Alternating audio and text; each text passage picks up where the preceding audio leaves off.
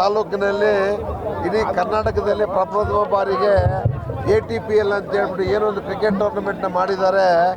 ಇದು IPLಗೆ ಒಂದು ಸಮನಾಗಿ ಅಂದರೆ IPLಗೆ ಸಮನಾಗಿ ಅಂದರೆ IPLನಲ್ಲಿ ಒಂದು 10% ಅಂತೇಳಿ ಆ ಮಟ್ಟದಲ್ಲಿ ಇದನ್ನು ಟೂರ್ನಮೆಂಟನ್ನು ಆರ್ಗನೈಸ್ ಮಾಡಿದ್ದಾರೆ. ಕಿರಣ್, ಪುನೀತ್, ಮಂಜು, ನಮ್ಮ ದಿಲೀಪ್ ಇವರೆಲ್ಲ ಸೇರಿಕೊಂಡು ಸುಮಾರು ನವಗ್ರಹಗಳಂತೇಳಿ 9 ಜನ ಸೇರಿಕೊಂಡು ಇದನ್ನೆಲ್ಲ ಟೂರ್ನಮೆಂಟ್ನ ಆರ್ಗನೈಸ್ ಮಾಡಿದ್ದಾರೆ.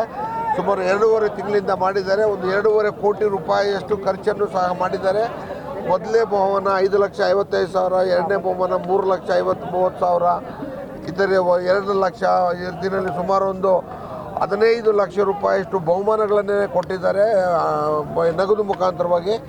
ಈ ಥರ ಟೂರ್ನಮೆಂಟಲ್ಲಿ ಸುಮಾರು 24 ತಂಡಗಳು ಭಾಗವಹಿಸಿದ್ದು ತುಂಬ ಚೆನ್ನಾಗಿ ನಡೆದಿದೆ, ಅದ್ದೂರಿಯಾಗಿ ನಡೆದಿದೆ. ಇವತ್ತು ಫೈನಲ್ ಮ್ಯಾಚ್ ಇತ್ತು. ಇವತ್ತು ಫೈನಲ್ ಮ್ಯಾಚಲ್ಲಿ ನಮ್ಮ ಶ್ರೀರಾಮ್ಪುರ ಮತ್ತು ಬಳಗಾರನಹಳ್ಳಿ 2 ತಂಡಗಳು ಬಂದಿದ್ದರು. ಶ್ರೀರಾಮ್ಪುರ ಮೊದಲನೇ ಬಹುಮಾನ, ಎರಡನೇ ಬಹುಮಾನ ಬಳಗಾರನಹಳ್ಳಿಯವರು ಗೆದ್ದಿದ್ದಾರೆ. ಎಲ್ಲ ಕ್ರೀಡಾಪಟುಗಳಿಗೂ ಒಳ್ಳೆಯದಾಗಲಿ ಅಂತ ಹೇಳ್ತಾ ಮುಂದಿನ ಸೀಸನ್ ಇನ್ನೂ ಇದಕ್ಕಿಂತ ಅದ್ದೂರಿಯಾಗಿ ಮಾಡಲಿ, ನಮ್ಮ ಪ್ರೋತ್ಸಾಹ ಅವ್ರಿಗಿರುತ್ತೆ ಅಂತ ಹೇಳ್ತಾ ತಮ್ಮ ಮಾಧ್ಯಮಗಳ ಮುಖಾಂತರ ಹೇಳ್ತಾ ಇದ್ದೀನಿ.